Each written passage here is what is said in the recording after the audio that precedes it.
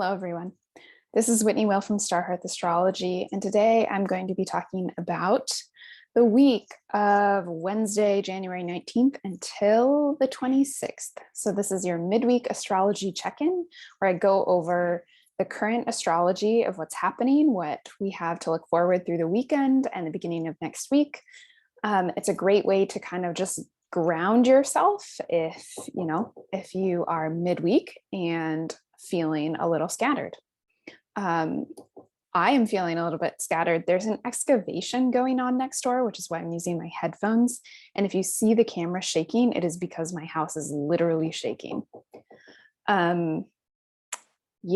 And so that is a pretty literal interpretation of a transit that happened, that perfected yesterday. So on Tuesday, the 18th, and that is Uranus stationing direct.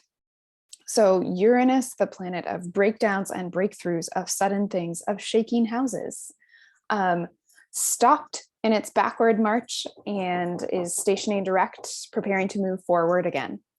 So you may remember when this happened a year ago, that was the storming of the Capitol and the insurrection that occurred. So, right, these kind of big things that get out of hand very quickly. If you're feeling like things are breaking, I had a close friend have a shelf with 2 Dutch ovens fall on her a couple days ago. These very kind of sudden earth-shaking breakages of things, right? And we're still in the middle of Venus retrograde, and we just started Mercury retrograde last Friday. So the things that are breaking could be relationships. So just be patient. If it seems like something that will blow over, or right, if you're waiting for the opportunity to peace out, honestly, that could be a little bit of this too, because that Uranian energy that's kind of sitting there with us this week is super restless. And so, right, sometimes that can be difficult energy because it's hard for us to kind of stay complacent. But right, in areas where we shouldn't be complacent, Uranus gives us kind of the shove that gets the ball rolling on that. So we have that to look in to kind of release from through the beginning and midweek. We also have the nodes. So the true nodes of the moon switched signs yesterday. And I think this is really interesting, the relationship between the nodes and Uranus, because when we fast forward to August, when Uranus stations retrograde next August, it is going to be on top of the North Node. So the North Node entering and Uranus stationing on the same day is very significant. And so, right, themes about that stuff, because the North Node going to meet Uranus is going to be a big transit of 2022. The North Node is hungry. It wants things to come into form. It wants us to truly experience things. It's kind of calling a lot more material into that area of our charts. So you can check your chart wherever Taurus is in your birth chart. That's where you're going to be feeling this kind of increased hunger, and so it can be topically just related to Taurus. So, right, that's going to be around food, comfort, safety, right? The increase of importance around that stuff. Now, Taurus is also the sign that that is most connected to the natural world. So I think, right, we've been seeing the increasing effects of climate change with Uranus and Taurus, right? Uranus, the awakener, the shaker, in the sign of the natural world, being like, hey guys, what are we going to do about this? If you don't think that we need to do anything about this, then we're going to have crazy weather to kind of help you see that. And so the North Node, I think, is going to draw collectively our concern to that issue over the next 18 months while the North Node is in Taurus. So we will feel that on personal levels wherever Taurus falls in your chart, especially if you have significant natal placements. If it's an angular house, that transit is going to be bigger for you. Okay, then today, Wednesday, the 19th, is also the day that the sun goes into Aquarius. So I will have another video that goes over all the major transits of Aquarius season while the sun is in Aquarius that will get released on Wednesday the 19th as well. And so this will give you your preview of the first week. The sun goes into Aquarius. With the sun in Aquarius, right? Using the tenets of Hellenistic astrology, we are looking for the area of our life, the house that Leo is in will be affected by the sun's time in Aquarius. Now, Aquarius is the opposite sign of Leo. So when these planetary bodies are in the opposite sign of the sign that they rule, so the sun is the ruler of Leo, the opposite sign of Leo is Aquarius. When the sun is in Aquarius, that is said to be the sun in its exile. So the solar principles of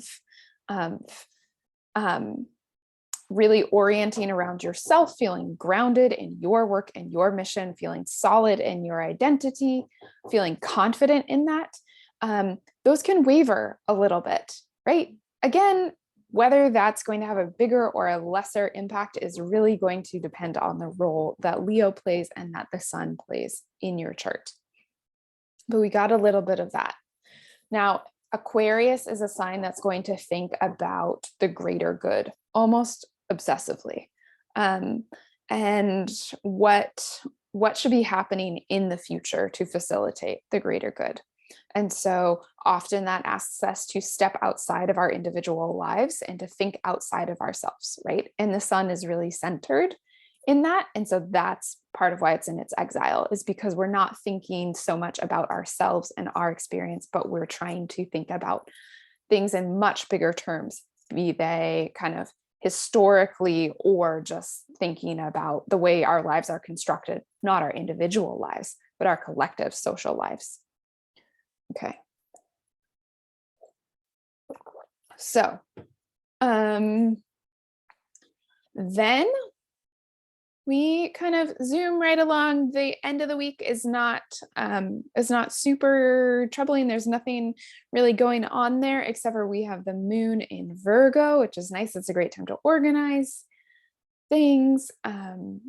Yeah, it's a great time to watch an Aquarius forecast video with your planners out and kind of scribble things down. Then we have the cazimi of the sun and Mercury on the 23rd. So on Sunday, Mercury that's retrograde will conjoin the sun. And this is, I was shocked about how fast this happened, really, because Mercury just stationed retrograde last Friday. This Mercury retrograde in Aquarius and Capricorn is fairly short. It's less than 3 weeks. So this is kind of a bite-sized mini retrograde. The other retrogrades of Mercury in 2022 will not be this short. If you want to go over them, I have a video about all of the Mercury retrogrades of 2022. But the cazimi is the midpoint, not necessarily in terms of time. It's pretty close, but not always. But it's going to be the midpoint in terms of Mercury has come back to the heart of the sun. We've lost Mercury. You can't see them in the sky. They can join the sun and we get a flash of insight, or we understand. We have this moment of understanding. So taking some time on Sunday or even Saturday, because this aspect perfects in the middle of the night, to just really think about the things in your life that are not moving forward as quickly or as efficiently as you thought they would, and just really kind of get into a position of listening and receiving, right, the knowledge of what else is being called for you to tend. What can you reconsider? How can you change the way you're thinking about something, even if you can't do anything to make it happen faster? The key to Mercury retrogrades is patience. And what really gets us in trouble in Mercury retrogrades is a sense of urgency. And so Mercury retrogrades are this kind of delicious time, I've found, to go back to something that you need to do, like I'm trying to rebuild my website, which I've been planning on doing since the last Mercury retrograde.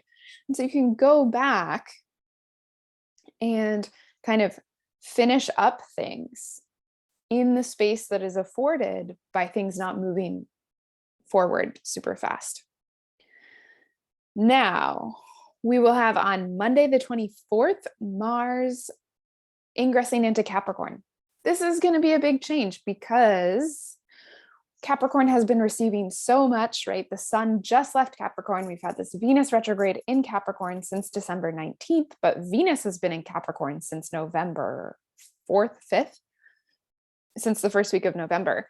So now Mars is coming to join the party, and Mars is very powerful in Capricorn. Mars is exalted in Capricorn, and the exaltation of planets has to do with where they are the most effective, where they can do kind of their highest work. So we take Mars that is related to the physical stamina and our ability to make decisions and take action, and we put it in Capricorn, the sign of hard work, the sign of accomplishing impossible tasks. The stamina of Mars and Capricorn is really intense. And it can go almost to a shadow degree. So the workaholic nature of Mars and Capricorn can kind of forget to check in about other things. Sometimes it's not a great placement for the more kind of like emotional tending that sometimes people need, but it's very powerful. If you have a day chart, so the sun is above your ascendant, then this transit might be more difficult for you. But if you have a night chart where the sun is on the bottom half of the chart below the ascendant-descendant axis, then this transit is likely to be more positive. I am an Aquarius rising and a day chart, and I kind of quake in my boots at this transit because it happens in my 12th whole sign house, the place of hidden enemies. And historically, this has been a difficult one for me, but we'll see. I'm hoping for the best, because the next day, so Tuesday the 25th, Mercury is going to retrograde back into Capricorn. So now we will have all three personal planets, Mercury, Venus, and Mars, all in Capricorn. So, right, the sun is kind of moving on to Aquarius, thinking about the future, but all of the tasks that we're working on, all of these planets that show how we engage with the everyday things happening in our lives, they are all in Capricorn. They each rule two signs, right? Mercury rules Gemini and Virgo, Venus rules Libra and Taurus, Mars rules Scorpio and Aries. And so that means 50% of everyone's chart rulers, right? 6 signs is half, and half the people are going to have their chart rulers in the sign of Capricorn. So, where they're doing hard work. And so that's the thing. There's a lot of determination. There's a lot of pushing through it. It's going to be a slog. But the beautiful thing about Capricorn, the gift of Capricorn, is that when you work hard, you get results, right? Saturn is the ruler of Capricorn, the ruler of the law of cause and effect. It is about getting what you deserve. The other planets, right, are going to give you gifts, maybe be a little bit unfair. But the thing that you can count on with Saturn is that if you put in the work, you see the results. So all the work that you're doing,